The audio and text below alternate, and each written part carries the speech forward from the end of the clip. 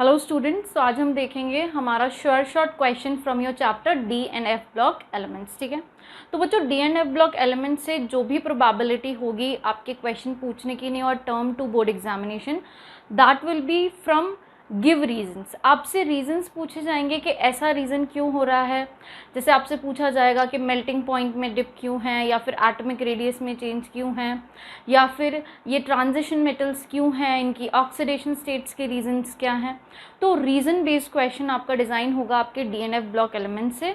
तो हम देखते हैं कुछ रीज़न बेस्ड क्वेश्चन जो कि फ्रीक्वेंटली आस्क्ड होते हैं आपके एग्जामिनेशन में।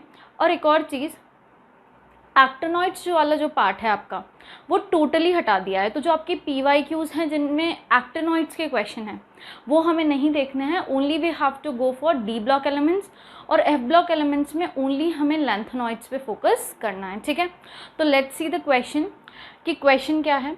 तो क्वेश्चन है give reasons for the following. तो फर्स्ट क्वेश्चन है रीजनिंग में, that is zinc has lowest enthalpy of atomization in 3D series why. अब ये ऐसे पूछा है कि जिंक का लोएस्ट एंथैल्पी ऑफ एटमाइजेशन क्यों होता है, व्हाट इज़ द रीज़न। ठीक है, तो बच्चों सबको पता है जो जिंक होता है आपका उसका एटॉमिक नंबर होता है 30, and if we write the electronic configuration that is 4s2n3d 10। ठीक है, तो बच्चों एक चीज़ यहाँ पे ध्यान देने वाली ये है कि जो 3D ऑर्बिटल है उसमें जो डी इलेक्ट्रॉन्स फिल हैं, डी ऑर्बिटल में जो इलेक्ट्रॉन्स हैं वो पेयर्ड फॉर्म में है, वहाँ पे कोई भी अनपेयर्ड इलेक्ट्रॉन नहीं है। ठीक है, और हम क्या बोलते हैं जो आपके डी ब्लॉक के एलिमेंट्स हैं वो कैसे हैं, ट्रांजिशन मेटल एलिमेंट्स हैं। तो वहाँ पर उनमें मेटालिक बॉन्डिंग देखी जाती है और उनमें बहुत अच्छी मेटालिक बॉन्डिंग होती है, जैसे आयरन में बहुत अच्छी मेटालिक बॉन्डिंग हम देखते हैं। ठीक है, इस तरीके से जिंक में नहीं होती है। ऐसा क्यों है, क्योंकि बच्चों और other elements other than zinc, अगर हम 3D सीरीज़ की बात करें तो उनके पास नंबर ऑफ़ अनपेयर्ड इलेक्ट्रॉन्स होते हैं, और ये अनपेयर्ड इलेक्ट्रॉन्स क्या करते हैं, फ्रीली मूव करते हैं, जिसकी वजह से मेटालिक बॉन्डिंग बहुत अच्छी होती है। बट आपके जिंक में नंबर ऑफ़ अनपेयर्ड इलेक्ट्रॉन्स नहीं होते हैं। तो अनपेयर्ड इलेक्ट्रॉन्स अगर किसी के पास अवेलेबल नहीं है तो इलेक्ट्रॉन्स का फ्री मूवमेंट नहीं है, इट मीन्स वहाँ पे मेटालिक बॉन्डिंग अच्छी नहीं है। मेटालिक बॉन्डिंग अच्छी नहीं है तो बहुत कम एंथैल्पी ऑफ एटमाइजेशन हो जाता है। तो हमने यहाँ पे रीज़न क्या लिखा है कि जो आपका एंथैल्पी ऑफ एटमाइजेशन है वो डिपेंड किस पे कर रहा है, मेटालिक बॉन्डिंग पे। तो यहाँ पर विच डिपेंड, और मेटालिक बॉन्डिंग किस पे डिपेंड करती है, अनपेयर्ड इलेक्ट्रॉन्स पे। तो भैया अनपेयर्ड इलेक्ट्रॉन्स तो नहीं है, अनपेयर्ड इलेक्ट्रॉन्स नहीं है तो मेटालिक बॉन्डिंग अच्छी नहीं है, और अनपेयर्ड इलेक्ट्रॉन नहीं है तभी हम बोलते हैं, देखो यहाँ पर क्या लिखा है, इंटर एटॉमिक जो बॉन्डिंग है वो कैसी है, वीक है। और जब बॉन्डिंग वीक है तो एंथैल्पी ऑफ एटमाइजेशन तो बच्चों कैसा होगा, लो होगा। ठीक है, तो ये आपका रीज़न था। ये फर्स्ट क्वेश्चन हमने कर लिया। और आपसे यहाँ से एक क्वेश्चन और ऐसे भी पूछ सकते हैं, जैसे आपको पूछा जाए कि is zinc a truly D block element या फिर ट्रांजिशन एलिमेंट, तो नहीं, it is a pseudo transition element, क्योंकि इसके पास अनपेयर्ड इलेक्ट्रॉन्स नहीं होते हैं। तो ये क्या है, बिहेवियर शो नहीं करता है लाइक योर ट्रांजिशन एलिमेंट्स। ठीक है, तो नेक्स्ट क्वेश्चन देखते हैं। नेक्स्ट क्वेश्चन है transition metals show variable oxidation state. इसके पीछे रीज़न क्या है कि आपके transition elements variable oxidation state show करते हैं। तो देखो बच्चों, वैसे अगर हम वैलेंस शेल की बात करते हैं तो वैलेंस शेल क्या होता है, हमारा आउटर मोस्ट शेल को हम वैलेंस शेल बोलते हैं। लेकिन जब हम डी ब्लॉक एलिमेंट्स की बात करते हैं तो जो आपका n-1d ऑर्बिटल है और आपका वैलेंस शेल जो लास्ट ऑर्बिटल है ns ऑर्बिटल, दोनों ही क्या कर रहे हैं, दोनों को ही हम वैलेंस शेल इलेक्ट्रॉनिक कन्फिग्रेशन के रिस्पेक्ट में लिखते हैं, क्योंकि दोनों की जो एनर्जी डिफरेंस है बहुत लो होता है, और दूसरी चीज़ दोनों के ही जो इलेक्ट्रॉन्स हैं वो बॉन्डिंग में पार्टिसिपेट करते हैं, जिसकी वजह से हमें वेरिएबल ऑक्सीडेशन स्टेट देखने को मिलता है। ठीक है, तो यहाँ पे रीज़न क्या लिखा है, these elements show variable oxidation state because कि पहली चीज़ तो their valence electrons are in 2 different sets, एक तो n-1d में और एक ns में। नेक्स्ट है ये जो दोनों ही ऑर्बिटल्स हैं इनमें क्या है, एनर्जी डिफरेंस बहुत ज़्यादा लो है, तो दोनों की ही एनर्जी लेवल लो होने की वजह से दोनों ही बॉन्ड फॉर्मेशन में पार्टिसिपेट करते हैं। ठीक है, तो ये इसका रीज़न हो गया। नेक्स्ट चलते हैं, ये क्वेश्चन भी कई बार पूछा जाता है। क्वेश्चन यहाँ पे क्या गिवन है, zirconium and hafnium had nearly similar atomic radii, कि जर्कोनियम और हाफनियम की ऑलमोस्ट सिमिलर एटॉमिक रेडियस होती है, मतलब उनका एटॉमिक साइज ऑलमोस्ट सिमिलर होता है। लेकिन हमको पता है कि जो आपका जर्कोनियम है, जर्कोनियम एक 4D एलिमेंट है, जबकि आपका हाफनियम एक 5D सीरीज़ का एलिमेंट है। और देखा जाए अगर एटॉमिक नंबर की बात करें तो हाफनियम का एटॉमिक नंबर कंपैरेटिवली जर्कोनियम के ज़्यादा होता है, ठीक है। तो जर्कोनियम का साइज़ छोटा होना चाहिए था, हाफनियम का बड़ा होना चाहिए था। बट यहाँ पे क्या हो जाती है सिचुएशन, जर्कोनियम एंड हाफनियम दोनों का ही साइज़ सिमिलर होता है। तो बच्चों उसके पीछे रीज़न ये है कि 5D सीरीज़ में हमें लैंथेनॉइड कॉन्ट्रैक्शन देखने को मिलते हैं, लेंथेनम में नहीं देखने को मिलता है, बट हाफनियम से हमें लैंथेनाइड कॉन्ट्रैक्शन देखने को मिलता है। मतलब वहाँ पे 4f इलेक्ट्रॉन्स का प्रेजेंस होने की वजह से वहाँ पे क्या होता है, वैलेंस शेल पे न्यूक्लियस का अट्रैक्शन बहुत अच्छा हो जाता है, क्योंकि 4f इलेक्ट्रॉन्स की जो शील्डिंग होती है वो क्या होती है, कंपैरेटिवली लो होती है, जिसकी वजह से एटम का साइज़ छोटा हो जाता है।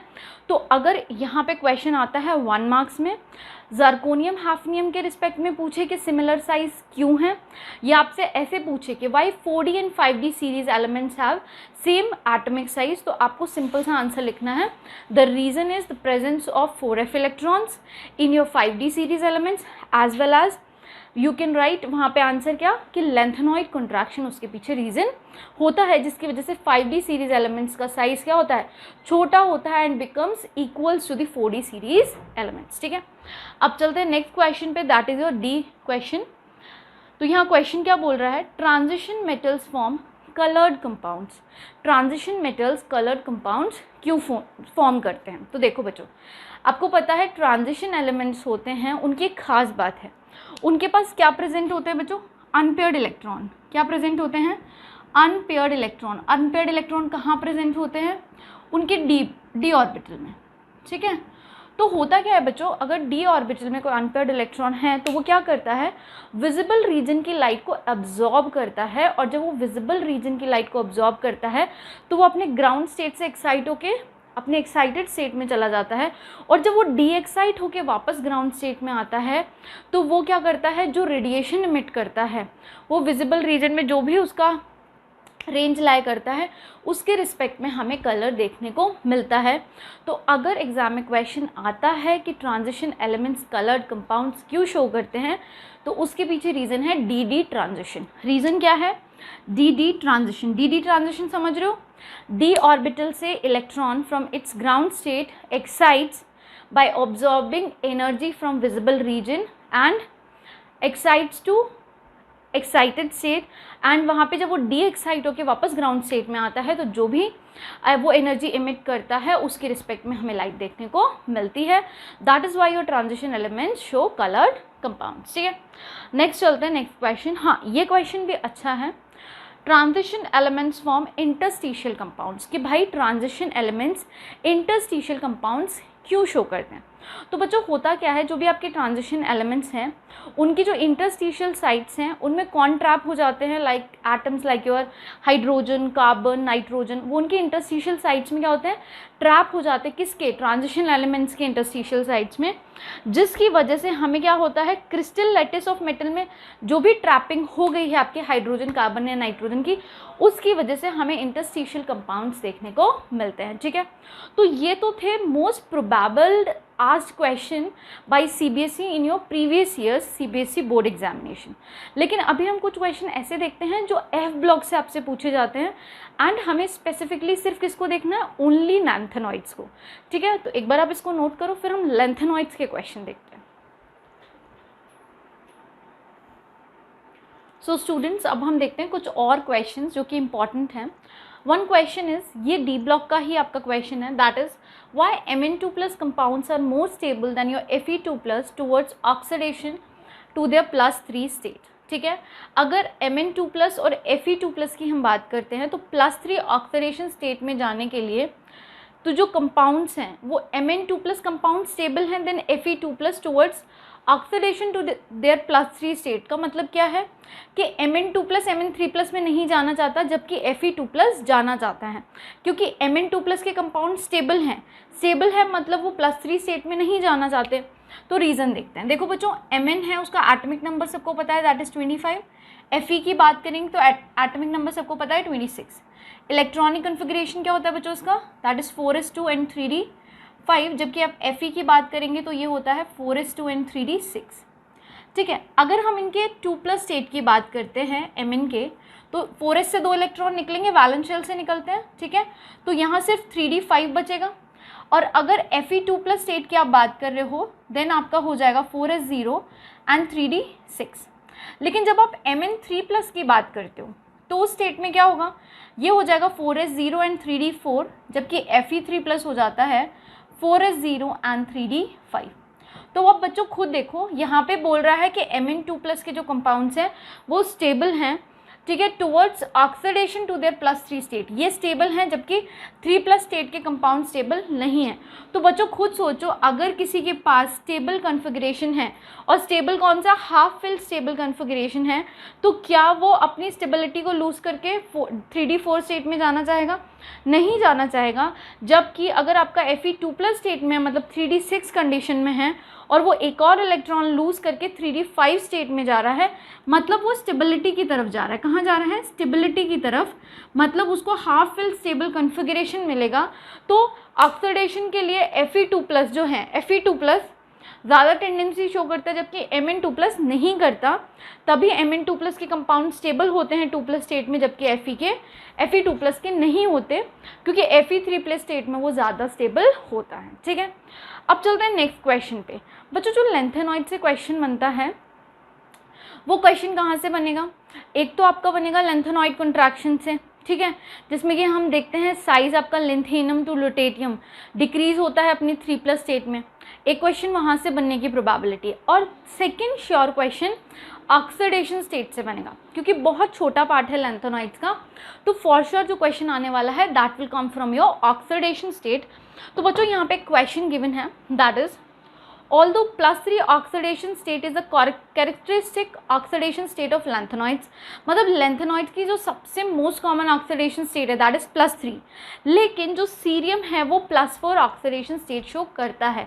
उसके पीछे रीज़न क्या है, तो बच्चों देखो सीरियम है, एटॉमिक नंबर्स का 58 होता है, इलेक्ट्रॉनिक कॉन्फ़िगरेशन होता है 4f1, इसको देखो जेनॉन, ठीक है, यहाँ पे लिखेंगे 4f1 5d1 एंड 6s2, ये इसका इलेक्ट्रॉनिक कन्फिग्रेशन होता है। ठीक है, अब उन्होंने बोला है कि सीरियम +4 ऑक्सीडेशन स्टेट भी शो करता है, तो जब वो +4 ऑक्सीडेशन स्टेट शो करेगा तो आपके पास सिर्फ स्टेबल नोबल गैस कन्फिग्रेशन बचेगा which is equals to xenon. ठीक है, बाकी आपका 4f 0 हो जाएगा, आपका 5d भी 0 हो जाएगा और आपका 6s भी 0 हो जाएगा। देखो 4 इलेक्ट्रॉन निकले, एक 4f से, एक 5d से, एक 2 6s से। ठीक है, तो बच्चों हो क्या रहा है, सीरियम अपने +4 ऑक्सीडेशन स्टेट में इसलिए एग्जिस्ट करता है क्योंकि by losing 4 electrons it attains stable noble gas configuration which is equals to xenon, और इसकी वजह से सीरियम +4 ऑक्सीडेशन स्टेट शो करता है। देखो बच्चों यहाँ से क्वेश्चन आपसे यूरोपियम, यटरबियम एंड टर्बियम से भी पूछ सकता है, क्योंकि जो आपकी लेंथेनॉइड सीरीज है उनमें ये 4 एलिमेंट्स हैं जो कि other than +3 oxidation state +4 and +2 oxidation state show करते हैं। और सबके पीछे रीज़न क्या है, या तो वो क्या जा रहे हैं, अपने एम्प्टी स्टेट में जा रहे हैं और completely filled Nobel gas configuration attain कर रहे हैं, या फिर वो इलेक्ट्रॉन गेन करके कंप्लीटली फिल्ड स्टेबल स्टेट में जा रहे हैं, या फिर वो क्या कर रहे हैं कि half filled electrons, half filled orbitals को गेन करके, हाफ फिल्ड इलेक्ट्रॉन्स से ऑर्बिटल्स को फिल करके वो अपनी स्टेबिलिटी को अटेन कर रहे हैं। ठीक है, तो रीज़न क्या होगा, या तो वो कम्प्लीटली फिल हो रहे होंगे, या वो कम्प्लीटली एम्प्टी कर रहे होंगे अपने ऑर्बिटल्स को और नोबल गैस कन्फिग्रेशन में जा रहे होंगे, या फिर वो हाफ फिल कर रहे होंगे अपने 4f ऑर्बिटल को। तो इस तरीके से to attain the stability these show variable oxidation state, जिसमें कि सीरियम क्या कर रहा है, 4 इलेक्ट्रॉन लूज करके अपने स्टेबल कन्फिग्रेशन को अटेन कर रहा है which is equals to noble gas configuration. तो देखो बच्चों ऑक्सीडेशन स्टेट से और लेंथेनॉइड कंट्रैक्शन से क्वेश्चन आ सकता है आपके लेंथेनॉइड सीरीज़ में, जबकि डी ब्लॉक एलिमेंट से आपके रीज़न बेस्ड क्वेश्चन आएंगे। और जैसा कि आपके सैम्पल पेपर में ग्राफ का क्वेश्चन गिवन है, वो ग्राफ का क्वेश्चन आपको अच्छे से देखना है, वहाँ से भी प्रोबेबिलिटी है क्वेश्चन पूछे जाने की। तो अच्छे से पढ़ेंगे chapter and all the best for your examination. Thank you.